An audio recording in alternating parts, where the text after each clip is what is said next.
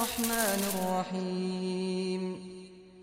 يسبح لله ما في السماوات وما في الأرض الملك القدوس العزيز الحكيم هو الذي بعث في الأميين رسولا منهم يتلو عليهم آياته ويزكيهم ويعلمهم الكتاب والحكمة وإن كانوا من قبل لفي ضلال مبين وآخرين منهم لما يلحقوا بهم وهو العزيز الحكيم ذلك فضل الله يؤتيه من يشاء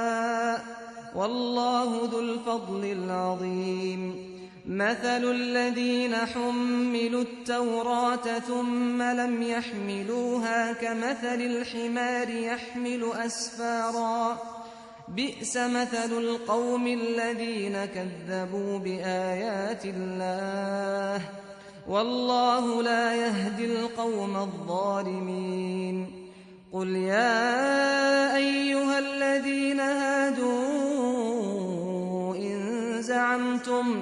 إن زعمتم أنكم أولياء لله من دون الناس فتمنوا الموت إن كنتم صادقين ولا يتمنونه أبدا بما قدمت أيديهم والله عليم